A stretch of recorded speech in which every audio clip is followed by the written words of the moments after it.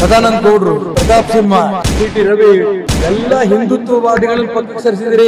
ನಮ್ಮ ಮಗನ ಟಿಕೆಟ್ಗೋಸ್ಕರ ಈ ರೀತಿ ಈಶ್ವರಪ್ಪ ಮಾತಾಡ್ತಿದ್ದಾರೆ ಬಿಟ್ಟರೆ ಬೇರೆ ಇದ್ರಲ್ಲಿ ಏನೂ ಇಲ್ಲ ಅಂತ ಹೇಳ್ತಾರೆ. ನಾನು ಇಷ್ಟೊತ್ತಾಗಿ ಮಾತಾಡಿದ್ದು ಒಂದು ಕ್ಯಾಸೆಟ್ ಮಾಡಿ ಯಡಿಯೂರಪ್ಪನವ್ರ ಕಳಿಸಿ ಯಾವ ಸಿದ್ಧಾಂತಕ್ಕೋಸ್ಕರ ನಾನು ಹೋರಾಟ ಮಾಡ್ತಿದ್ದೀನಿ. ನಾನು ಮಗನಿಗೆ ಟಿಕೆಟ್ ಸಿಕ್ಕಿಲ್ಲ ಅಷ್ಟೇ ಅಲ್ಲ, ಅದ್ರ ಜೊತೆಗೆ ಎಲ್ಲ ಹಿಂದುತ್ವವಾದಿಗಳನ್ನು ಪಕ್ಕಕ್ಕೆ ಸರಿಸಿದಿರಿ.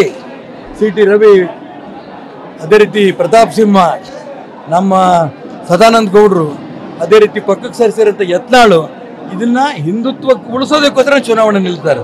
ಇಡೀ ರಾಜ್ಯದ ನಮ್ಮೆಲ್ಲ ಕಾರ್ಯಕರ್ತರು ಕೆಲಸ ಮಾಡಿದ್ದವರು ಹಿಂದೆ ಈ ಕೆಲಸ ಮಾಡಿರೋ ಎಲ್ರಿಗೂ ನೋವಿದೆ, ಆ ನೋವನ್ನು ಹೋಗಿಸ್ಬೇಕು, ಅದಕ್ಕೆ ಚುನಾವಣೆ ನಿಲ್ಲಿಸಿರೋದು. ನಿಮ್ಮ ಮಗ ಒಬ್ಬ MP, ನೀವು ಕೇಂದ್ರದ ಚುನಾವಣಾ ಸಮಿತಿ ಸದಸ್ಯರು, ಇನ್ನೊಬ್ಬ ಮಗ MLA, ಹಠ ಮಾಡಿ 6 ತಿಂಗಳಲ್ಲಿ ನಿಮ್ಮ ಮಗನ ರಾಜ್ಯದ ಅಧ್ಯಕ್ಷರು ಮಾಡ್ಕೊಂಡ್ರಲ್ಲ.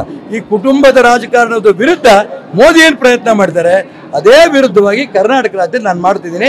ಇದಕ್ಕೋಸ್ಕರ ನಾನು ಚುನಾವಣೆ ನಿಲ್ತಿದ್ದೀನಿ. ಇದು ಮಾನ್ಯ ಯಡಿಯೂರಪ್ಪನವ್ರಿಗೆ ಅರ್ಥ ಆಗಲಿ. ನಮ್ಮ ಮಗನ ಟಿಕೆಟ್ಗೋಸ್ಕರ ಈ ರೀತಿ ಈಶ್ವರಪ್ಪ ಮಾತಾಡ್ತಿದ್ದಾರೆ ಬಿಟ್ಟರೆ ಬೇರೆ ಇದ್ರಲ್ಲಿ ಏನೂ ಇಲ್ಲ ಅಂತ ಹೇಳ್ತಾರೆ. ನಾನು ಇಷ್ಟೊತ್ತಾಗಿ ಮಾತಾಡಿದ್ದು ಒಂದು ಕ್ಯಾಸೆಟ್ ಮಾಡಿ ಯಡಿಯೂರಪ್ಪನವ್ರಿಗೆ ಕಳಿಸಿ ಯಾವ ಸಿದ್ಧಾಂತಕ್ಕೋಸ್ಕರ ನಾನು ಹೋರಾಟ ಮಾಡ್ತಿದ್ದೀನಿ. ನಾನು ಮಗನಿಗೆ ಟಿಕೆಟ್ ಸಿಕ್ಕಿಲ್ಲ ಅಷ್ಟೇ ಅಲ್ಲ, ಅದ್ರ ಜೊತೆಗೆ ಎಲ್ಲ ಹಿಂದುತ್ವವಾದಿಗಳನ್ನು ಪಕ್ಕಕ್ಕೆ ಸರಿಸಿದಿರಿ.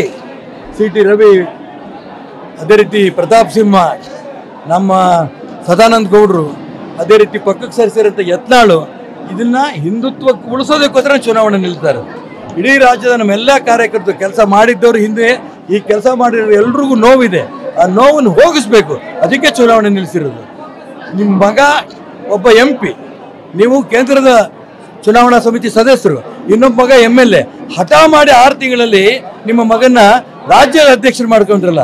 ಈ ಕುಟುಂಬದ ರಾಜಕಾರಣದ ವಿರುದ್ಧ ಮೋದಿ ಏನು ಪ್ರಯತ್ನ ಮಾಡ್ತಾರೆ, ಅದೇ ವಿರುದ್ಧವಾಗಿ ಕರ್ನಾಟಕ ರಾಜ್ಯದಲ್ಲಿ ನಾನು ಮಾಡ್ತಿದ್ದೀನಿ. ಇದಕ್ಕೋಸ್ಕರ ನಾನು ಚುನಾವಣೆ ನಿಲ್ತಿದ್ದೀನಿ. ಇದು ಮಾನ್ಯ ಯಡಿಯೂರಪ್ಪನವ್ರಿಗೆ ಅರ್ಥ ಆಗಲಿ.